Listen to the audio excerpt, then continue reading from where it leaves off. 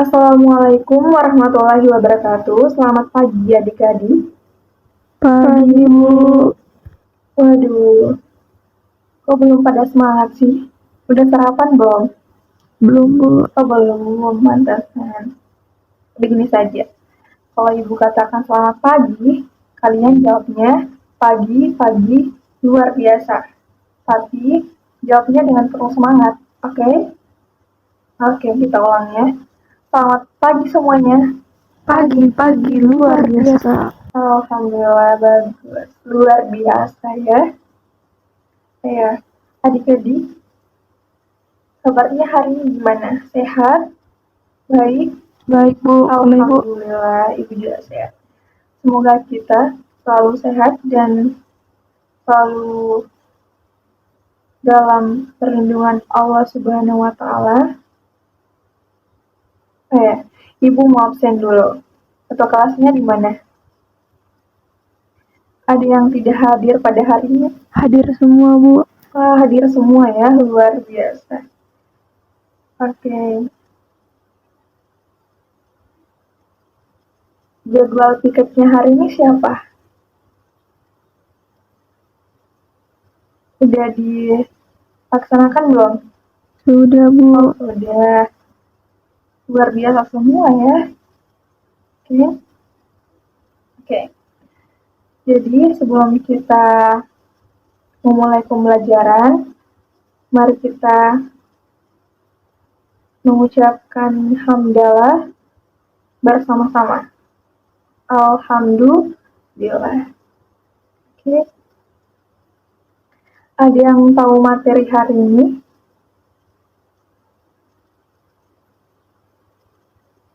Ada yang mau jawab nggak? Saya, Bu. Oke, siapa namanya? Siti. Ya, apa Siti? Nah, seperti yang dikatakan Siti tadi betul bahwa materi pada hari ini tentang kejenuhan belajar. Seperti apa itu? Kalian simak baik-baik. Nah, kejenuhan belajar merupakan suatu kondisi mental seseorang dalam rentang waktu tertentu yang merasa malas, bosan, lesu, tidak bersemangat, tidak bergairah untuk melakukan aktivitas belajar. Nah, permasalahan tersebut sering kita alami dalam kehidupan sehari-hari. Apalagi ketika kita sedang mengerjakan tugas dan kita lagi nggak mood, itu pasti tugasnya akan terbengkalai atau ditunda-tunda. Nah, kalau sebaliknya, ketika kita senang atau ketika merasa lagi mood, itu tugasnya pasti akan cepat terselesaikan, membuat kita menarik untuk mengerjakan terlebih dahulu, seperti itu. Nah, sebelum kita mengetahui apa penyebabnya atau faktornya, tujuan saya untuk menjelaskan hal ini supaya adik-adik ketika mendapatkan situasi tertentu atau situasi seperti yang saya jelaskan tadi, kalian bisa cepat mengendalikan situasi tersebut untuk mengubahnya menjadi lebih bersemangat atau mengubahnya dengan cara kalian sendiri untuk tetap enak gitu. Seperti itu. Nah, faktor penyebabnya itu apa saja? Faktor penyebabnya ada dua, yaitu faktor internal dan faktor eksternal. Seperti apa itu? Atau ada yang tahu apa itu faktor internal dan faktor eksternal? Saya, Bu. Ya, siapa namanya? Raina, Bu. Raina. Ya, coba jelaskan Raina. Faktor internal dalam diri, faktor eksternal dari luar diri. Nah, betul yang apa yang dikatakan Raina ya, bahwa faktor internal yaitu yang berasal dari dalam diri kita atau di dalam diri. Nah, kalau faktor eksternal itu berasal dari luar atau dari lingkungan. Nah, faktor internalnya apa saja? Yang pertama, jenuh. Jenuh itu disebabkan karena dalam diri daya tahan tubuh kita rendah, itu membuat kita sering merasa cemas seperti itu. Nah, yang kedua, motivasi yang rendah yang membuat kita sering bosan ketika dalam aktivitas belajar. Ini disebabkan biasanya karena pikiran kita kemana-mana. Kita hanya fokus pada tujuan selesainya belajar, tapi tidak fokus dalam proses belajar seperti itu. Nah, yang ketiga yaitu niat. Ketika kita mempunyai niat untuk belajar, pasti kita akan fokus dalam belajar. Memikirkan apa yang materi guru itu jelaskan. Nah, ketika kita tidak mempunyai niat, contohnya seperti ketika kita ke sekolah, niatnya cuma bertemu teman-teman atau bertemu dengan pasangan yang di sekolah, itu hanya kita berfokus pada hal tersebut. Jadi ketika kita di dalam proses belajar, itu membuat merasa malas, tidak bersemangat, karena niatnya kita hanya berfokus ke hal tersebut yang tadi saya jelaskan. Jadi, nah itu, kita harus punya niat dulu untuk belajar, supaya kita tidak merasa malas atau tidak bersemangat. Jadi, nah yang keempat yaitu kapasitas. Nah, kapasitas yang ada dalam kepala kita itu tidak bisa dipaksakan. Contohnya, si Reina dan si Siti itu mendapatkan tugas dari guru mata pelajaran yang lain. Nah, tugasnya itu terlihat gampang dan semua siswa-siswi itu bisa menyelesaikan dengan cepat. Tapi si Siti itu kapasitasnya di bawah dan si Rena kapasitasnya standar. Tapi si Siti tidak bisa menerima tugas tersebut karena dia merasa tugas tersebut sulit dan berat.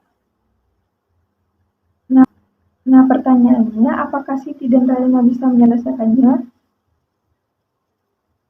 Ada yang bisa jawab? Bisa, Bu. Nah, betul. Bisa. Ya, tentu saja. Tapi caranya itu yang berbeda. Cara menyelesaikannya itu yang berbeda. Jadi, itu ya, faktor dari internal. Bisa dipahami? Iya, Bu. Ada pertanyaan? Tidak ada, Ibu. Oke, enggak ada ya. Jadi, kita beralih ke faktor eksternal. Nah, faktor eksternal itu berasal dari luar atau dari lingkungan, baik dari lingkungan keluarga, lingkungan sekolah, lingkungan dimanapun. Nah, kenapa bisa faktor lingkungan tersebut mempengaruhi kejenuhan belajar? Karena contohnya itu dalam kelas, itu suasananya seperti apa, metode pembelajarannya seperti apa, dan teman-temannya seperti apa. Nah, contohnya itu seperti ketika di dalam kelas, suasana yang teman-temannya pada sering ribut ketika dalam proses belajar, itu membuat orang yang sampingnya itu merasa tidak bersemangat karena tidak mendengarkan materi apa yang dijelaskan oleh guru seperti itu. Nah, yang kedua itu strategi belajarnya. Strategi belajarnya itu harus yang menarik. Nah, walaupun kita tidak di dalam kelas, tapi belajar di rumah itu harus mempunyai strategi yang menarik agar kita lebih bersemangat untuk belajar. Ini seperti itu. Nah, yang keempat yaitu penghargaan atau apresiasi. Ini sangat penting untuk menumbuhkan motivasi untuk siswa dan siswi. Dia sangat butuh apresiasi untuk memotivasi dirinya tetap belajar ketika hal tersebut dia miliki itu membuat mereka merasa tidak bergairah atau merasa malas untuk belajar seperti itu. Contohnya ketika kita mempunyai tugas, nah gurunya tidak mengapresiasi hal tersebut atau tidak mengoreksi apa yang ada dalam tugas tersebut, itu membuat siswa tersebut merasa tidak bergairah lagi untuk belajar karena tidak diapresiasi. Nah, yang keenam yaitu guru yang tidak adil, karena banyak guru yang hanya memikirkan keluarganya dalam memberikan nilai. Jadi, ketika anak tersebut memaksimalkan tugasnya atau mengerjakan dengan baik-baik, namun nilainya di bawah rata-rata, dan temannya yang hanya menyontek itu menyontek dengan tugas yang sama oleh temannya ini, tapi temannya yang keluarganya si guru itu diberikan nilai yang tinggi, itu merasa siswanya tidak bersemangat lagi untuk mengerjakan tugas ataupun belajar. Nah, seperti itu. Nah, selanjutnya saya akan memberikan cara mengatasi kejenuhan belajar atau cara belajar yang baik dan benar agar tidak mengalami kejenuhan. Seperti apa itu? Yang pertama, mempunyai mindset yang benar. Sama seperti halnya sebelum kita berolahraga, itu pasti membutuhkan peralatan. Nah, sama seperti halnya ketika belajar, kita itu harus mempunyai persiapan. Persiapannya seperti apa? Persiapannya itu seperti cara berpikir yang terbuka. Kenapa seperti itu? Karena ketika belajar, kita harus mempunyai pikiran yang terbuka untuk bisa menerima materi yang diberikan agar materi tersebut masuk dalam pikiran kita yang sudah terbuka. Seperti itu. Nah, yang kedua itu menjadikan belajar menjadi kebiasaan. Sama halnya seperti kita bangun pagi, gosok gigi, cuci muka, itu kan sudah menjadi kebiasaan di pagi hari. Sama halnya ketika belajar, kita harus menjadikan kebiasaan tersebut supaya ketika kita belajar lagi atau belajar dimanapun, di kelas atau di tempat perguruan tinggi atau belajar di les, itu kita tidak merasa bosan karena itu sudah menjadi kebiasaan kita sehari-hari.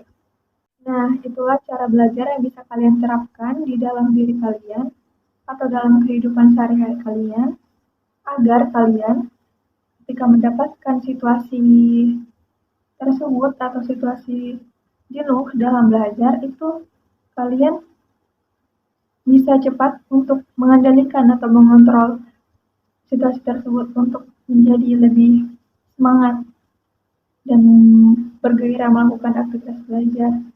Nah, demikian pembelajaran hari ini.